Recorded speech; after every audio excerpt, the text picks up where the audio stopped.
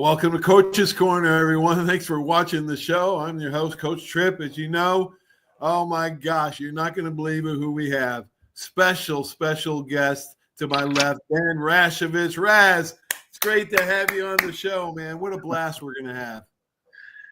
I can't believe we've connected after all these years, but you know what?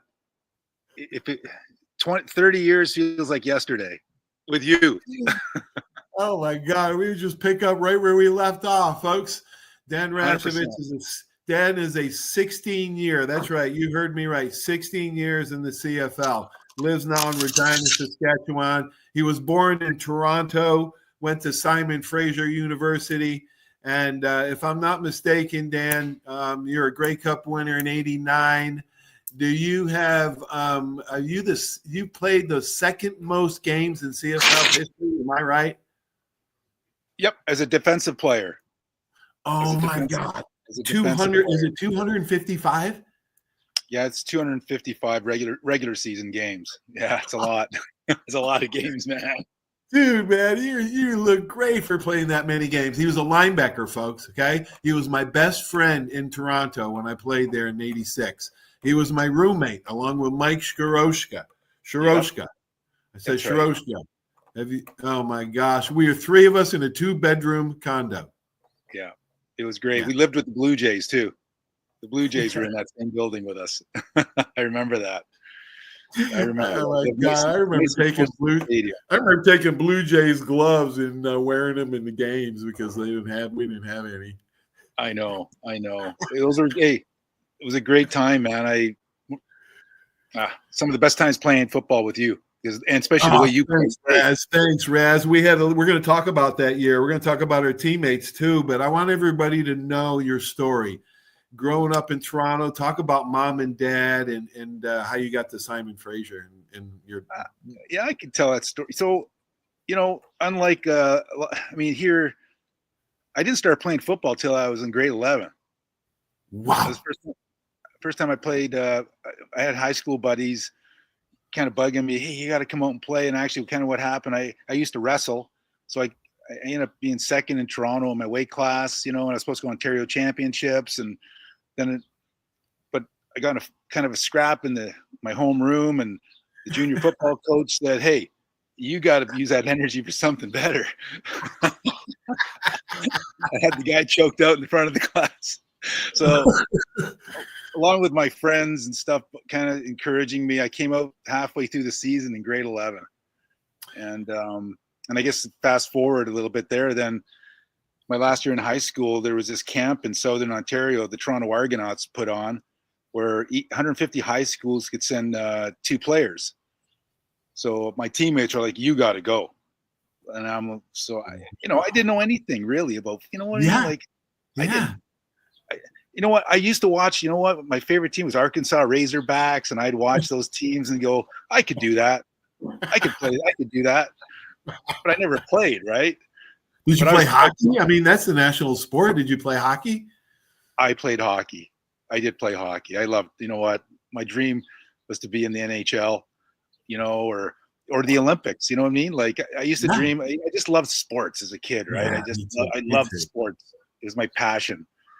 So I remember my parents got divorced. I was 11 or 12, and my mom said, if you want to play sports, you have to do it in school, because we had no dough.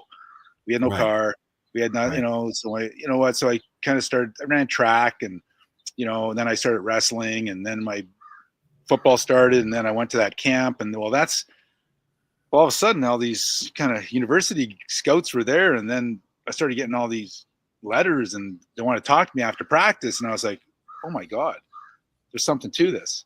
Well, I ended up going to Simon Fraser University, which was the only school in Canada. We played American teams, like a lot of maybe some 1AA, Division II, Big Sky schools, California. We played NAIA schools, and played there for 4 years, and then I got drafted into the CFL. And I remember the USFL was around back then, and I was getting letters from the USFL because the USFL scout came up to Simon Fraser, and he tested me and did it. And he just said to me, he goes, you know what? The reason I'm here, I was watching somebody else, and I saw you on film, and that's why I came up here. Wow, that happens a lot. That happens a lot in recruiting. They see somebody else on film and they start recruiting them. So you get drafted by Toronto, actually, right in the first round. Ottawa. No, Ottawa. You get drafted by Ottawa. 13th pick. I was a 13th pick in '84 for Ottawa, and yeah. You played that year for Ottawa? Played the full year. Started. I was a rookie. I started 10 games at middle linebacker. How did they let you go to Toronto? What happened? They traded me to Calgary in the off season, and the head coach there was a guy named Steve Barato, and they traded for a quarterback, a guy named Bernard Quarles, because J.C. Watts was our quarterback in Ottawa from Oklahoma. Right. I guess he was a senator, right? And so they traded me for a quarterback. Then I was in Calgary for about 2 weeks because the coach didn't like when I kind of gave some of the receivers or running backs a little bump. Hey, Trip. Just to let them know I was there, right? The coach goes, "You do that one more time," with some creative words. And he goes, "I'm going to cut you or trade you." I called the huddle. I did it one more time. Flip floaters in the air. So how'd you get from Calgary to Toronto? Because you played in Toronto in '85, and I got there in '86. How'd you get to Toronto? Well, they traded me. They traded me to Toronto. From Calgary before the 85 season. So then I was in Toronto in '85 and '86. So J.C. Watts also ended up in Toronto with us? Yeah, that's right. In '86. Yeah, that's right. And then he got, and then Connor, So that's kind of my first 3 years were kind of crazy. I got kind of, then I got, and then, I mean, it goes on, then I had to try with the mini camp with the Raiders. I went in 87. Yeah, we're going to talk about that. We're going to talk about that. Now, how many years with Saskatchewan? How many? 87 to 99, 14? 13. Wow. 13 years, man. Man, Ottawa, Calgary, Toronto, they all let you go, man. They had a Hall of Famer sitting right from them. Yeah, I know you couldn't play hockey, but you put up Gretzky-like numbers for football, Raz. I can't believe it, man. I never dreamed that you would play that long. And you went to so I go to Tampa Bay in '87. I left Toronto '87. And they shouldn't have let you go.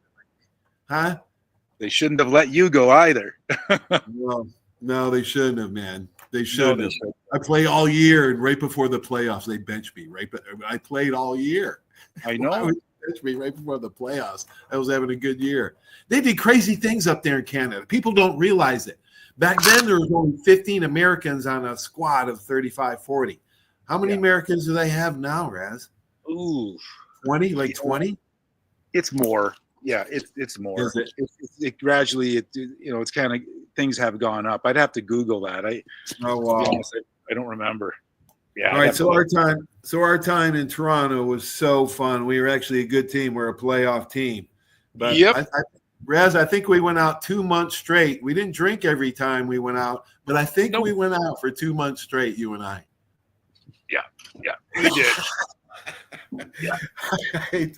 So all right, so let's talk about some of these records, man. You never, I think you might have gotten hurt a couple times because you never played less than 10 games in your 16-year career. 89, 93, and 94. Did you get hurt in those seasons?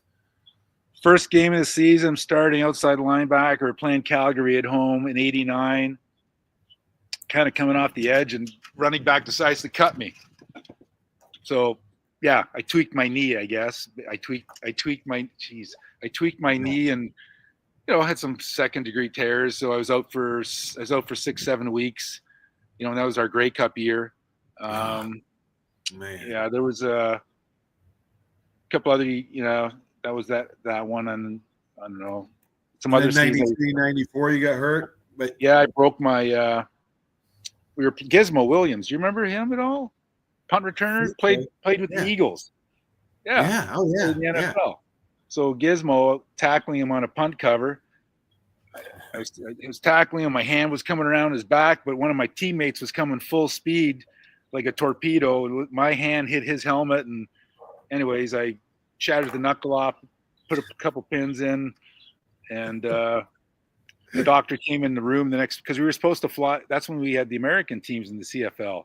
So we were supposed to fly to Sacramento, play the Sacramento Gold Miners.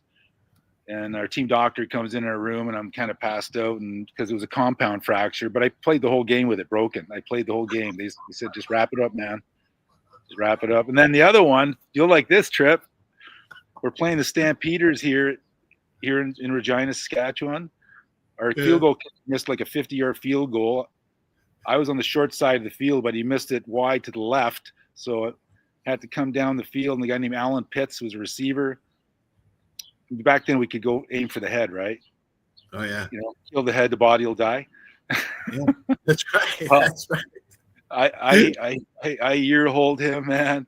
Well, but my legs swung around like a hockey stick. My heel hit the turf, and I broke my fibula. Oh my God. Well, I just thought, it was kind of sore, eh? Well, so I played the rest of the game with it from the second quarter on. It just hurt, the trainer, I go, well, it just hurts to cut. I can run straight pretty good though, so they took a picture at the end of after the game, and I could barely walk. Right. That's Saskatchewan turf. I think in Toronto, I remember going out there, and I had to return punts and stuff that game. And I think they were trying for a 50-yard field goal, and they weren't even trying. They were trying to get the single because it was tied. Right. They kicked it over, and I got it like 18 yards deep in the end zone. I barely got it out for the tie. But I was sore for a week, Raz, a whole week in Saskatchewan. Man. You don't want to give up the rouge. The rouge. You got to have more than just an ankle that needs replacing. You got to have some other bangs and bruises, man. Yeah, the knee, my right knee. Yeah, left ankle's not the best. I'm on a list for the knee. We played hurt. Oh, I want to get this straight too. This story about playing hurt. Okay, I think we're. Gosh, I can't even. I think it was Hamilton. Yeah, I'm pretty sure it was Hamilton.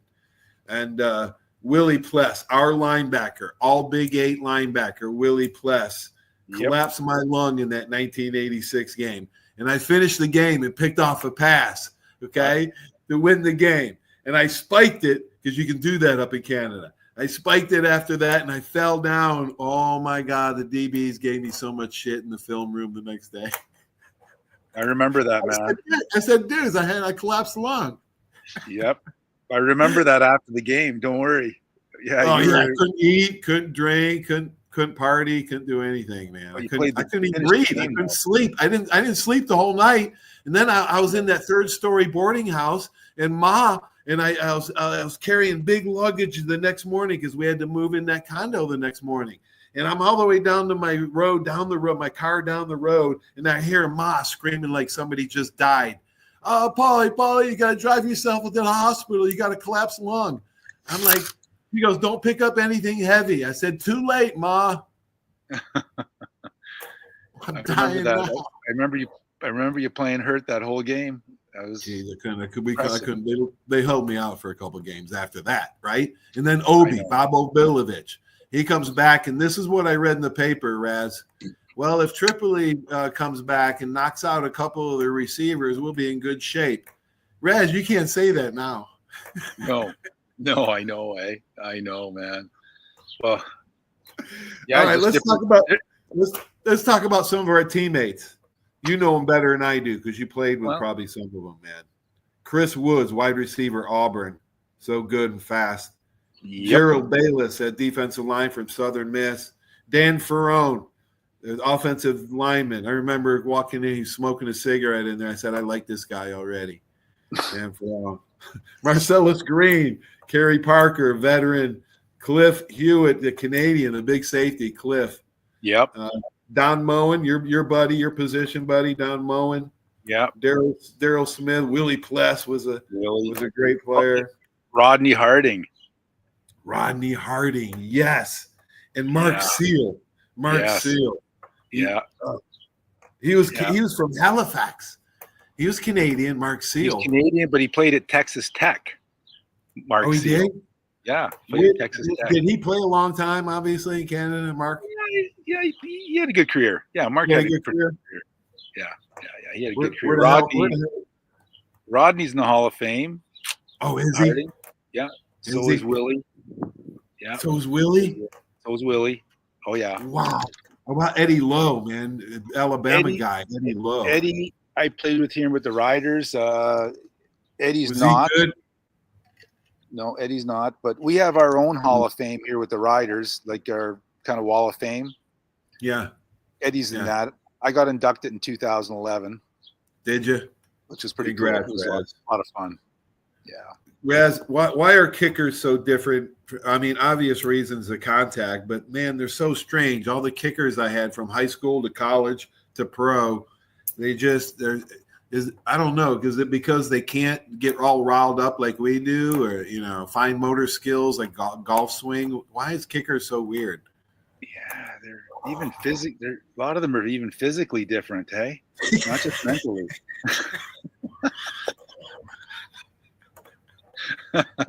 They're big. They're bigger. That's right. We had some big round kickers, or at least our kicker was. A punter wasn't. All right, man. So you played second most games in CFL history on defense. Who was the toughest O lineman you had to ever go up against? Man, I don't know. That's tough, man. You got a couple in mind? Got guys like Chris Walby, Miles Gurrell. Remember Miles? For Hamilton? Beast. They were kind of bookends. They were both what? They were both 6'6" and above 320 or 3'3". They were massive, man. Like they were just, hey, you need extra time just to get around them. They're so big. Yeah, they were some pretty good. They were some pretty good players. Those guys. There's no doubt. Man, did you? I know in 1999 was your last year, and I think Sarkisian was there. Did you play with Sark your last year? I think he was there, but I did play with Steve. Yeah, I played with Steve. Yeah, it's pretty amazing what he's done with his career. Wow, watching him do so well. He's coaching. He was at USC, right? Right. He was USC, and I remember watching him there. And he was drinking too much, just like we were back then. And then, and then he got and then Coach Saban, took him in right at Alabama, and because he was smart. Saban would learn just like Coach Bryant did. Danny learned from other people, right? Who did you learn from? Who did you learn to be a pro in CFL? Who did you lean on? It's funny, when you first kind of gotta. I think a lot of times, I kind of learned I feel like I learned on my own a lot too. Actually the first I'll be honest. No, my first coach, his name was Don Southern. Yeah. My rookie year, remember he called me up one day and said, "Hey." First he called me and said, for a beer. He called me and said, "Get your ass down here. If you don't get here, I'm going to cut you." So I met him for a beer. I did meet him for a beer because his nickname was Suds. Don Southern. His nickname was Suds. You gotta love to play for a guy like that. Suds. So Sudsy, he's in the Canadian Football Hall of Fame as well. Yeah.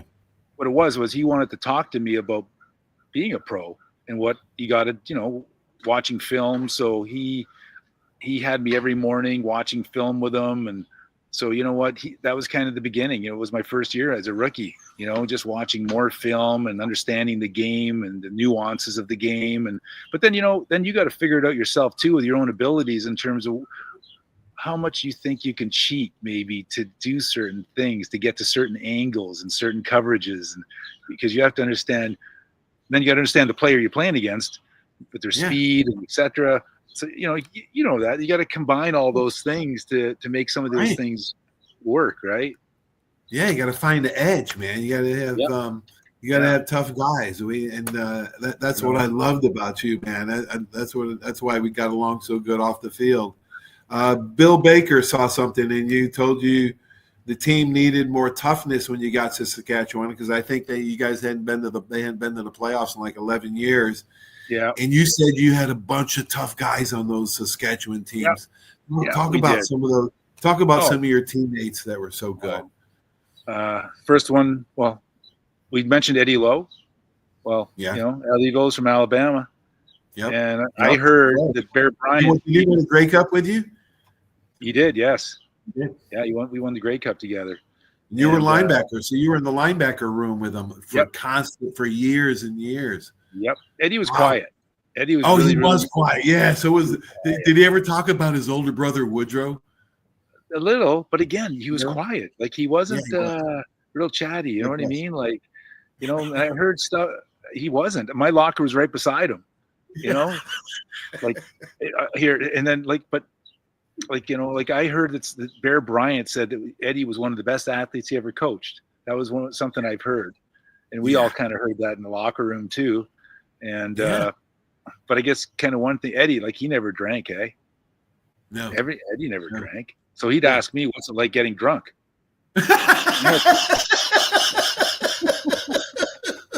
So I had to give him the play-by-play, one beer at a time. Oh, that's hilarious, Raz. Oh my gosh. He had to spew some Bear Bryant stories though for you, I bet, once in a while, man. And watching Eddie laugh, the way he laughed when he laughed hard, was funny in itself, eh? Especially when I was describing what it's the process in getting drunk. Oh, jeez. All right, some of your other teammates that were tough. You had some tough DBs on that team. Well, Dave Albright, our middle linebacker. Yeah. Played at San Jose State. Played in the USFL before he came up here. Yeah. Yeah, he was tough, man. He played hurt all the time. Oh, he recovered. When we won the Grey Cup in the Western Final, Tracy Ham, we came with a safety blitz, and Eddie hit Ham. Ham fumbled. Dave picked it up. We ran it back for a touchdown to the end zone. Dave was tough. Was that the freezing ass cold Western Final that you talk about? Because it was snowing, blizzard, -10 without the wind chill factor. Your mouth was frozen trying to give the calls, and you were like mic'd up or something for the game, and you have absolutely no memory of it, no memory of the game. I went back and watched the game, and I'm like, all those things happened. Oh my God, I don't remember any of it, like none. Like we get a sack, covering a fumble. Like I don't remember any of it, man. Like there's just so many games. So cold. How do you have to get your mind right to be in that cold? Because I'll tell you a story. We went up when I was at Alabama. We went up to Foxborough Stadium in late November, and all those guys from Alabama never even stood in 0-degree weather, and we got our ass kicked up there. Because it was Cornelius Bennett played 12 years in Buffalo. I asked him the coldest game he ever played in. He said that BC game in Foxborough. Wow. Yeah. The wind was whipping 40 miles an hour. The power went out. The TV feed went out. Hot Raz. Some of my teammates, I was giving it to Biscuit. I said, "Man, you guys were so cold. You just wanted TV timeouts to warm up." And I was laying into my teammates. Saying, "Hey, trying to get warm. Worry about the guy in front of you." Raz, you ran into dozens of games like that in the CFL. We played lots up here, right? Because our season ends in November, right? So in November, anything after Halloween here, who knows what you're going to get? You get good or bad. It just depends, It just depends on the weather, right? But it's beautiful here now. It's beautiful. Yeah, but hey, another tough teammate, James Curry. He was one of our D linemen. He played in Toronto. James Curry was mean. He could be a good guy, or he could be an axe murderer. That's what I think, Raz. That's why we got along so good. We just like to turn it on and off like that, didn't we? We love to have fun. But man, when it was between the lines, get the hell out of the way, or you're going to get hurt. Oh, don't be standing around, hey. Don't be standing around. Don't be standing around, man. I think. Do you remember? I remember Willie. You might have been there. I think sometimes we stand over a guy after we took him down. We go, "Get up, boy! Game's not over yet." Oh man. Oh gosh, man, Tough guys, man. Such good times. So afterwards, after you retire, and what prompted you to retire? Because in '99, you still you might have even been starting, but you played a lot.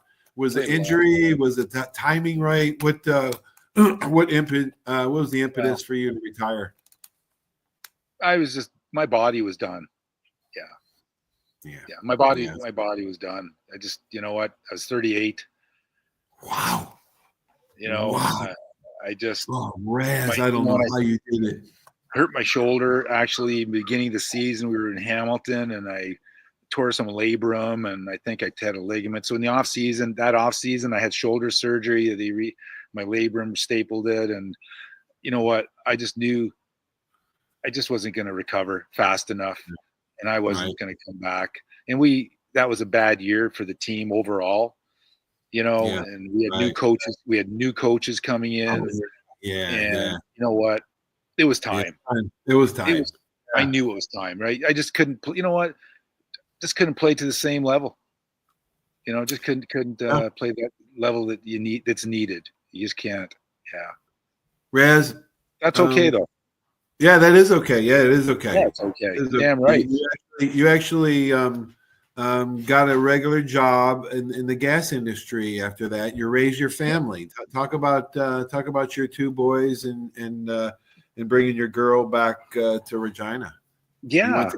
So, you know, I got 3 children. I got 2 boys. Got 2 boys in Calgary. I got a daughter. You know, 2 boys with my first wife. You know, so when I was done football, I wanted to go to Calgary to be close to them.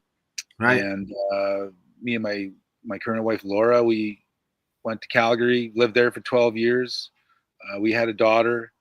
I always promised my wife that we'd come back to Saskatchewan, so that our daughter can have a relationship with her grandparents here. So so I kind of waited till, you know, my boys were kind of more like 16, 17, and you know, then we just moved back here. But like you said, I was working for a company called Baker Hughes, 3rd largest oil and gas service provider in the world. You know, Schlumberger's 1, Schlumberger's 1, Halliburton's 2, and then there's Baker Hughes. And I tell you, great company, man. Great company. For you, man. Yeah, because look at that, 16-year CFL vet. We didn't get paid much back then, Raz. No, money was not the issue. We had the love of the game, didn't we? Loved playing the game. Loved every down. Every down. That's why you played so long. Yeah, 100%. Hey, when you cross that line, right? It's another world. Everything you do out there is legal. Man, I played 1 year in the NFL, and I kind of regret. You know, people say they have no regrets. Oh, come on, man. You're lying to other people and you're lying to yourself. I wish I'd have gone back to Canada and played, man, because I had so much fun up there. Yeah. And, but there was the American thing was just driving me crazy, you know, the American rule. And it was just a hard deal to move all the time, you know, little kids, you know how hard it is to move around. And what do your boys like to do? Are they athletes? No, they're not. Nope. One's still living at home with his mom, and he's, you know, he had leukemia when he was about 21. Wow. Or 20. Yeah, so he's kind of going. You know, it's good now, but you know, that was a challenge as well. You know, and then my other son, you know, he's just in school right now, and my daughter's in university right now here at the University of Regina. Taking forensic psychology. Yeah. Wow, the smart one. Yeah. I hear you, man. So the thinker. The thinker. That's good. No, so you got no grandkids? No grandkids. I know. Wait till you get grands, dude. Let's hope so soon. Yeah. I'm not getting any younger. You're 64. Hey, 64 is the new 54, brother. Yeah. I hear you, man. I think, remember we were talking about getting drafted 3 times? I got drafted 3 times. Tell everybody how that's even possible for you to be the only person in CFL history to be drafted 3 times. So we had the CFL draft, so there was that, right? The Canadian College draft. Yeah. Then we had this equalization draft in '87, where the teams that weren't so good could take good players from the other teams. So they had this equalization draft. So Montreal had picked me in that. So then, it's going back when we talked about, I went to some mini camps with the Raiders. Well, I got released and didn't go to the main camp, but I missed a big chunk of main training camp up here. Right. So I ended up going to Montreal, but training camp was in Halifax. They had it in Halifax. So went there. Then we're going on the finished training camp preseason. We're on the bus to go play the Argos to the airport. Well, turned the bus around, team folded. So then we had a dispersal draft. That's when we had the dispersal draft.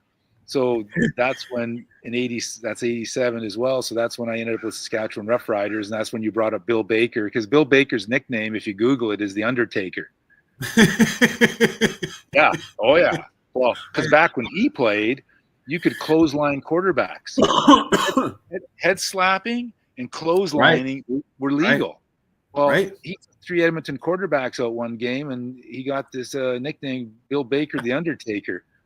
So Dick Adams. So he knew toughness. That's why he wanted tough guys. He knew toughness. That's what he said. The team we needed to got certain type of culture. We need to be way tougher and da da da da da. Well, he put this team together, and so I got there in '87. Then '88 we made the playoffs. First time in 11 years, home playoff game. Next year we win the Grey Cup, and then we made the playoffs for the next few years in a row. Yeah. But then that group of guys, you know how it goes. Yeah. They change over. Yeah. After 3 years, it turns over, right? Yeah. And then at quarterback, we really struggled at quarterback. We had 2 really good quarterbacks, a guy named Kent Austin. Oh yeah, I remember him. He's Ole Miss. He played it from Ole Miss. Ole Miss. That's right. Ole Miss guy. Yeah. And then who was your Grey Cup? Was he your Grey Cup quarterback? He was our Grey Cup quarterback. Yeah. Yep. And then, but we also had another good one named Tom Burgess, and Tom he was amazing too. So we were lucky to have 2 guys, because over the course of a season, you know what it's like. Hey, you lose a good quarterback, boy, your season go downhill pretty quick. It's exactly right. That's why we had Conridge Holloway and JC Watts, 2 on the same squad. Now they were a little bit older, but I know. Man, they were so good. Flutie played up there. You play against Flutie? Watts, Jeff Garcia, Flutie. I got to play against. Tell me you beat him more times than I beat him. We beat him. I mean, we played him here in Regina in front of 50,000 people. We had the Grey Cup here, hosting the Grey Cup in 1995, and we beat them here in front of 50,000. I sacked them twice. I got them twice that game. Hey, did you really? You got Flutie twice that game? I got him 7 times in my career. Oh yeah, attaboy. That way to get some revenge, because I went 0 for 2 at Bama against them. You know what? Never got a good hit on him. No. Never. I'm just happy I got him. Like you're not getting. It's like a feather. It's like trying to grab a feather. It's like, that as soon as you go to grab it, it's like, oh, he's over here now. No. Yeah. You grab him and kind of pushes him away. Exactly. Yeah, exactly. Gosh. I had the privilege to play against some really good quarterbacks up here, like Jeff Garcia.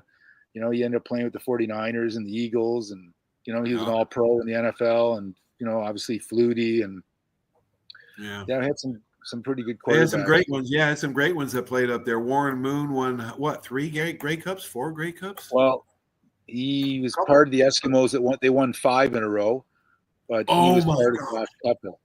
Yeah. They won 5 People in a don't row. realize. People don't realize. I had Quadarius Ford. He's a local guy from here in Pensacola.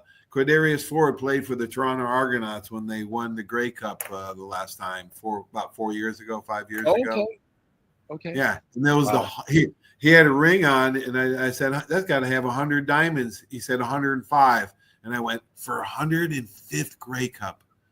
Yep, isn't that so crazy? They're almost on 110 now, aren't they? Yeah, it's amazing. The Grey Cup, like the championship, in terms of football.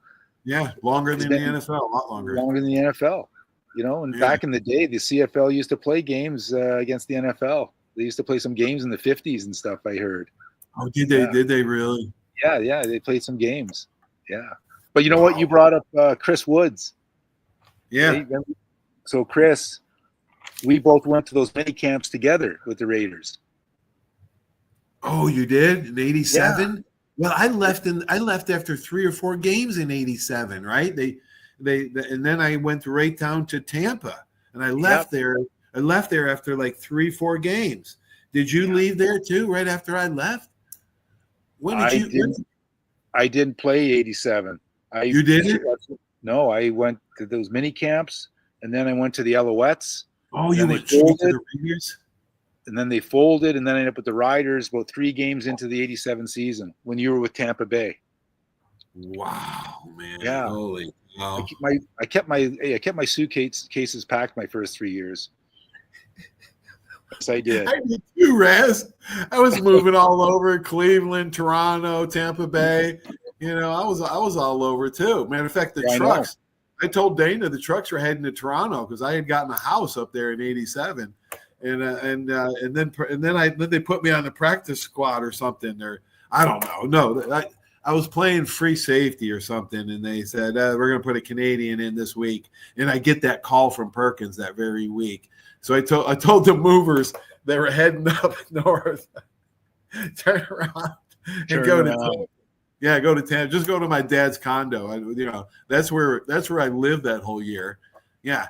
I had my daughter Amanda had the other bedroom. My dad had the one bedroom, and my wife and I slept on a pull-out couch the whole year I was in the NFL. Wow. Well, yeah. Well. That's the kind of stuff. I know. It's crazy, hey? It's crazy, man. It's so good to see you, Raz. I'm so glad we caught up, man. It's just like old times, we hadn't missed a beat. Yeah, there's our there's our 89 Grey Cup ring here. I just kind of. Yeah, let's see that baby.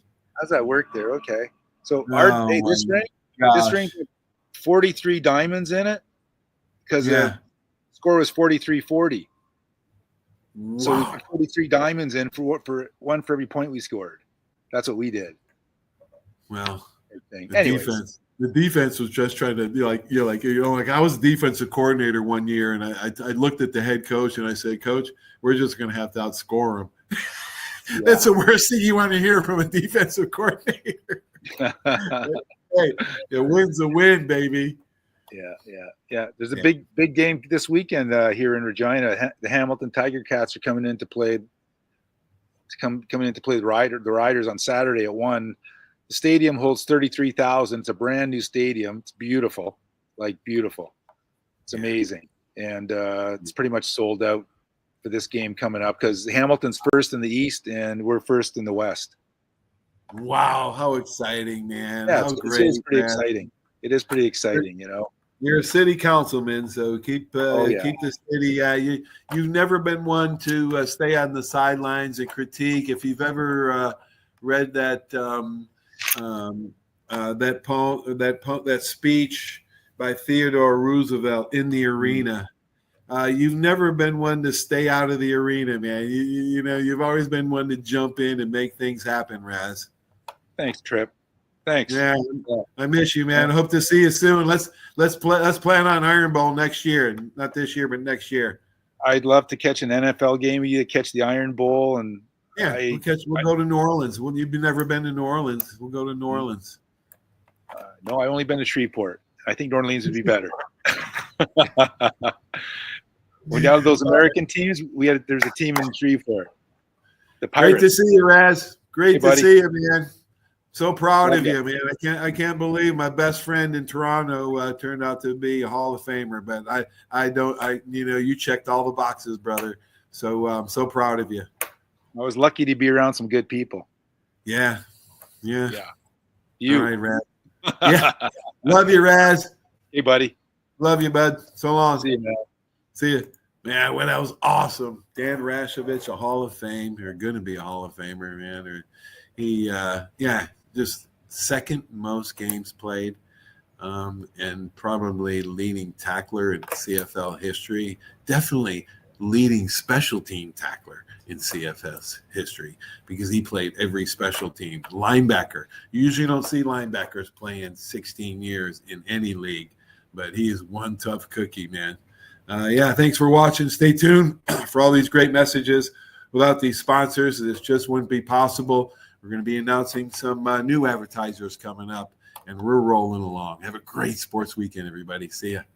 There's a reason why Hill Kelly in Pensacola is the #1 selling Chrysler, Dodge, Jeep, Ram dealer between Jacksonville and New Orleans. While other dealers have taken advantage of a competitive market with higher prices, Hill Kelly has discounted prices to the lowest of the year. And Hill Kelly in Pensacola won't surprise you with excessive charges beyond the selling price. Come see why people from Milton, Pace, Foley, Bay Minette, Daphne, Gulf Shores, Mobile, and beyond are driving to Hill Kelly in Pensacola to buy their next new Chrysler, Dodge, Jeep, or Ram. At Hill Kelly, the bottom line price and your satisfaction are what really matter. So before you sign, check the bottom line and make the trip to Hill Kelly in Pensacola to see what true local ownership can do for you. At Hill Kelly Chrysler, Dodge, Jeep, Ram, Highway 29 in Car City, Pensacola. Or shop online 24/7 at hillkellydodge.com. When it comes to bottom line pricing, nobody beats a Hill Kelly deal. Nobody. That's you trying to fix the plumbing yourself to save a few bucks. Doing things yourself doesn't always end well. The same goes for insurance. That's why Auto Owners works with local independent agents who tailor coverage to meet your needs and offer discounts for life, home, car, and business insurance. Because sometimes you need a professional to get the job done right. That's simple human sense. Are you riding around in a filthy vehicle? Dirty car no more. Visit Ronnie's Car Wash today to get it shining in no time. They have 3 convenient locations with another coming soon. The unlimited monthly wash packages start as low as $14.95 per month with free vacuums, multi-purpose spray, and towels. Visit them in Gulf Breeze, Navarre, Fort Walton, and soon Crestview. Don't wait, wash today. Be sure to see Ronnie's Car Wash on Facebook to see the latest specials and discounts. You'll be riding and shining in no time. 75 years of service and high tech today. It's Pensacola Glass Company at 433-8348. High tech is a term often applied to advanced services and products in today's marketplace. And today, glass is much more than a simple painted brittle, see-through stuff we hit baseballs through when we were kids. Glass is now a product with unique flexibility in both performance and application. And Pensacola Glass Company is growing right along. That's Pensacola Glass Company at 433-8348.